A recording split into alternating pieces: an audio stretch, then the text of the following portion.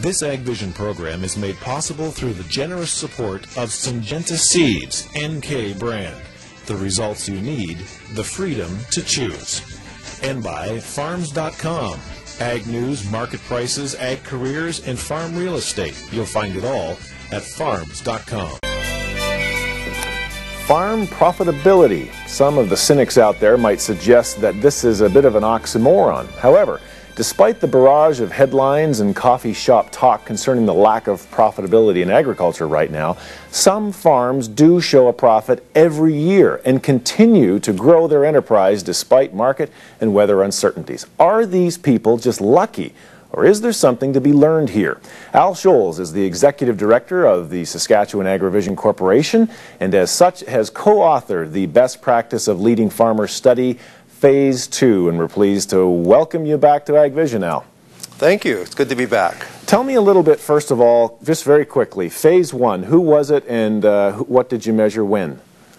Well, Phase 1 occurred in 2003, 2004, and we shortlisted a group of 150 leading farmers across Manitoba, Saskatchewan, Alberta, and BC. And it was really established as a pilot to look at what the top farmers were doing, the top 15 or 20% of leading farmers, those who tended to do well regardless of the situation. Okay. And the purpose, Kevin, of that initiative, that pilot, was to see if there were characteristics that were common amongst all of them. So and we found that there were a number that were common. Okay, so you measured Western Canada. Phase 2, who did you measure and where? Well, Phase 2, the project was successful, the pilot was successful, so this year in 2006 we did Phase 2, which was to replicate the project from Ontario, Quebec, and the Atlantic region, to make it a national study and to compare the key aspects of management on the eastern part of Canada to the western part. Okay, and just quickly before we get into the details of this, we're going to talk about leading farmers and top producers. What, by definition, is a leading farmer for the purpose of this study? Well, for the purpose of the study, we looked at producers that were farming for at least 10 years. And that derived the majority of their income from their farm operation. Some of them have some off-farm income, but we were primarily looking at operations, family farm operations that were fully engaged in agriculture and making the system work. Okay. I know there's a lot to cover here, but let's start with, is there any one particular characteristic from the study that separates the leading farmers from what we'll call an average farmer? Anything particular, one thing that stuck out?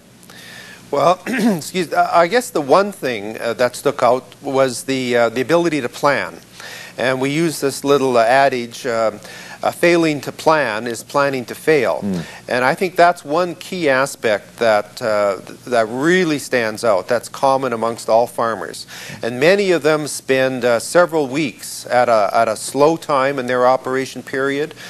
For example, in Western Canada, late winter, early spring is a key time, and they'll often spend several weeks planning out the production year, identifying their costs, and setting targets for revenue. So that, and then they take various approaches to pre-price and to lock in a profit as much as they can. The other thing they do with planning is they identify various scenarios, because agriculture is a biological system.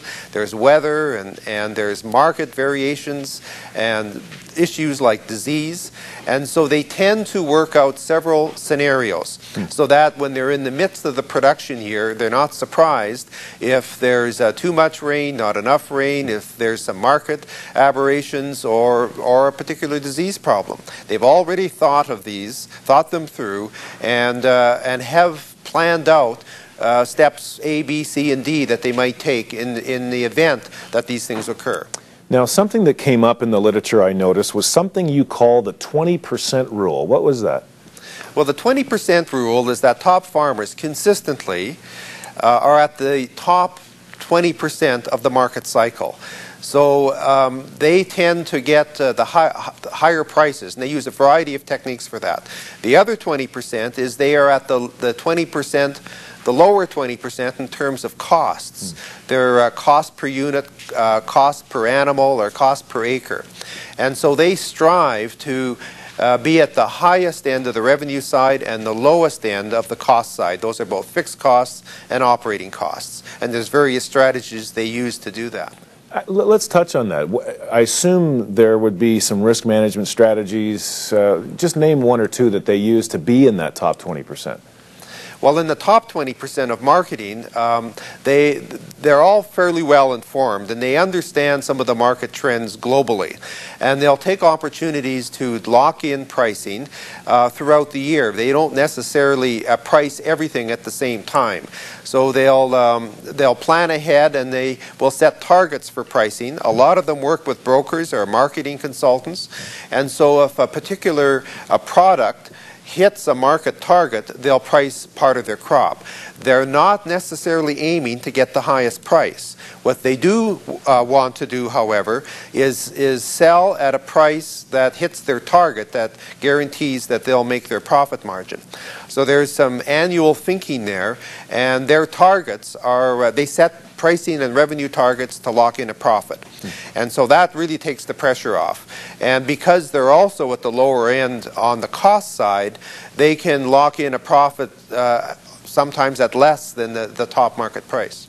Now, one of the comments that you made in the study was this, and I'll read it back to you. In most cases, top producers' decisions to grow their enterprise has been driven by knowledge and not by trends. What does that mean? Well, the average farm producer out there is usually a follower. They'll follow trends. They'll follow what their neighbors are doing. One characteristic with top farmers is their neighbors tend to follow what they're doing, which is a good thing. But top farmers are moving beyond the trends, and the point on being knowledge-based is very critical. All of them are heavy users of the computer. They're tapped into the internet, and they subscribe to emails. They attend conferences that are in various parts of the country or the U.S. to get that bigger perspective. And also they make ready use of consultants and peer groups with other top farmers, so that they get insights on some of these larger trends that happen, or the emerging market opportunities, rather than just following short-term trends. Marketing. We've talked before about marketing, one of the key characteristics, it seems, of successful farmers. How did this top group that you measured view marketing? Well, they view marketing as really the number one issue. Typically, in our agricultural system in Canada, right from research and the crop input companies through to the production at the farm level, the focus is on production. And historically, farmers are producers, and they really focus their emphasis on getting higher yields, to the exclusion of thinking about producing for the market. So typically, as a nation, we end up producing as much as we can, and then try and push it into the market. So it's like trying to push a rope forward. Top farmers, on the other hand, look very closely at the market situation, and they tend to plan their production based around the markets. And so they tend to be growing what they know they can sell at a good price. And that's one of the fundamental differences. And it's really a change in thinking. It's really flipping things around, and it's not the typical way that a farmer across Canada would operate. So that's a significant difference, Kevin. Does your study shed any light on the old paradigm of diversify versus specialize? Well, that's an interesting question, and whether you diversify or specialize, and it really depends on the situation. In certain industries and in certain sectors, certain parts of the country, and depending on the operation, specialization of an enterprise may be the most strategic way to go. And in specializing, some of the top farmers identify boutique markets, or they get into value chains, which is a series of arrangements upstream and downstream in the supply chain, and really do a good job of locking in. Now, specialization will have all your eggs in one basket from a production point of view, but by creatively looking at how they can move within the value chain and secure margins, that takes a big risk out of it. On the other hand, the diversification route, top farmers try something new every year. And regardless of the size of their operation, and regardless if they're specialized or not, they'll be trying different markets or different products or making small changes every year. And this is a remarkable difference from the average farmer who tends to do relatively the same things every year. Top farmers are looking for they intentionally try different things every year. And they may not be big things. In the diversification side, they'll maybe try a few acres or something of a new product or crop and see how it works out, how they can produce it. One top farmer told me that in the diversification mode that, and he's done a number of really outside-the-box type of things, he finds that 1 thing in 10 is just a dandy. So he tries 2 or 3 different things, whether it's production or marketing, every year. And he says you have to be prepared to try things that are going to fail. And so one of the little cliches he uses is it's failing your way forward. Interesting. Well, listen, I've got about a minute here, and so I want to ask you just a general question from your perspective. If you've gone through the material, in general terms, do the findings of the study suggest anything to you about the state of the Canadian production model? Yes, there's some very clear things coming out. When you look at the practices of top farmers, a number of them are striving to get outside the current system.